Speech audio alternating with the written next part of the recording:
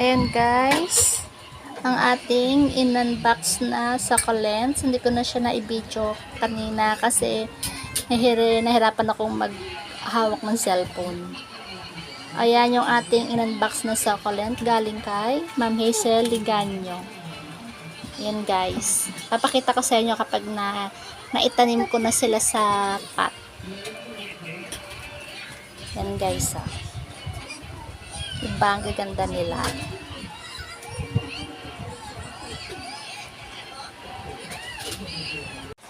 Hello guys, isang maulang umaga sa ating lahat. Maulan pa rin dito sa aming area sa Oriental Mindoro. Ito nga pala yung aking mga succulents na dumating nung nakaraang araw. Niripat ko na siya. Ayan. Ayan sila guys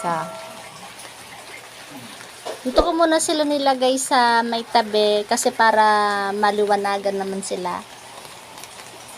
Kung makikita nyo guys dito, basa pa talaga sa tabi. Kasi umuulan pa talaga dito. Ito ang ating Purple Delight. Ang ganda ni Purple Delight Ayan. Yan yung mga niripat kong Purple Delight. Yan. Ang ganda niya guys Yan. Ito si Victor Cane. Yan, meron na tayong Victor Cane. Ito si Koala. Ito yung dati ko pang succulent na pinugot ko dati. Ayan, medyo malalaki na sila. Ito naman ay si Koala. Yung bagong dating ko rin succulents na in-unbox ko. Ayan. Yan si Aron P Medyo ano pa si Aron P. Dami pang dry leaves. Ayan. Ito naman si Chloe. Yan si Chloe guys Si Firestorm. Si Cheesecake yung nasa dulo. At yung nasa isa pang dulo ay si Aron P. Yan. Ito pre lang to ni seller sa akin. Variegated siya. Hindi ko alam kung ano pangalan niya. And then to si Ellen. Ganda rin ni Ellen.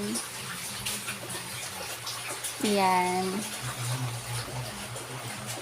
Iyan yung aking mga succulents na niripat. Anuhan ko lang muna sila ngayon dito sa tabi. Kung makita nyo talagang basa pa dito. Yan.